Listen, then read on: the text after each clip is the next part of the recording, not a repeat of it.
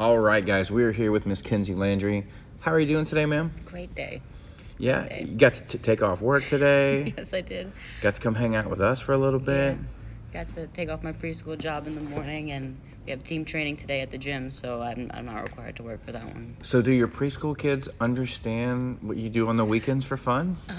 Some of them, I tell them wrestling because Sure, they understand sure. that a little better. It's easy to relate to. Yeah, then they go home, and I had a parent come in. They were like, my kid said you were a fighter," and I'm like, "No, not exactly." Some of them do understand though. Excellent. So, tell us about your jiu-jitsu journey. How long have you been training? I've been training for about 4 years. Okay. I started working at desk at a jiu-jitsu gym, and I was really scared of getting on the mats. And they were like, "Look, you're a woman. You're good with the kids. We just want you to come help the kids." Right. So I helped the kids for about 3 months before I actually went into an adult class. Okay. So you hadn't taken a class yet. Had You were just not like an taken a assistant on the class. mat. I would hold the crying kids. I would make sure if a kid tapped, they let go. Okay. My job was very easy. All right. So what led you to make the change and actually learn how to do it?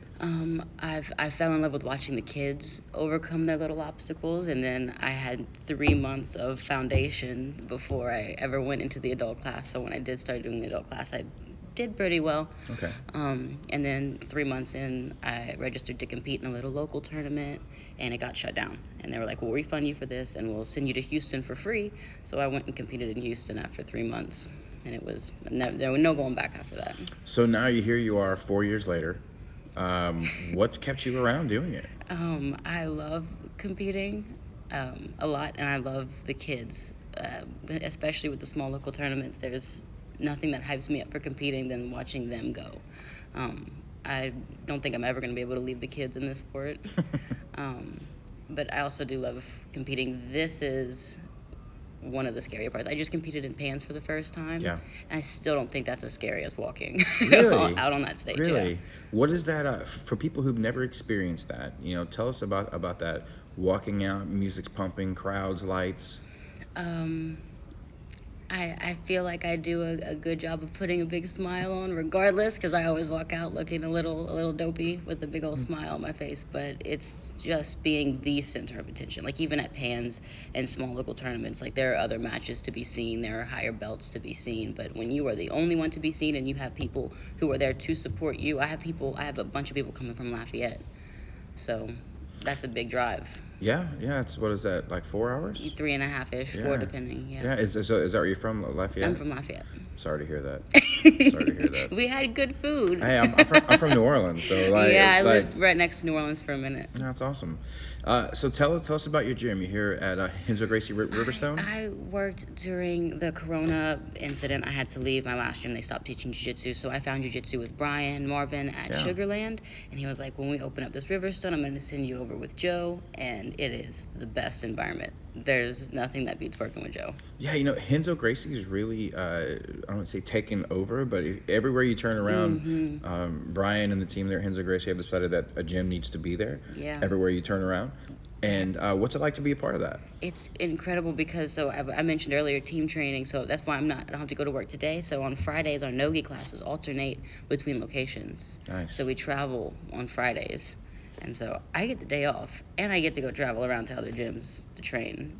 And it's competition-like, but a lot of live training. And it's really cool to cross-train. Now, you're the second match on our prelims as we head into the main card.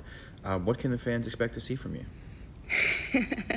My last match was against a very skilled wrestler, and so for the first time I sat down, and you will not see me do that again. I will hopefully be on my feet, on top, is what I'm hoping for. Now, unlike at Pans, where you can kind of, you can go for points and just try to stall your way to a victory sometimes. Here at Submission Hunter Pro, like, it's submission only. You got to get after it, or it's a draw, and nobody wins. What is the difference in pressure like that?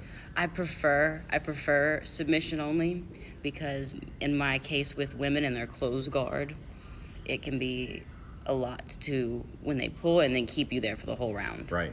And then here, especially when I'm in no-gi, I've noticed I love the pace. I love the constant attacks and defense. I love the submission only game plan.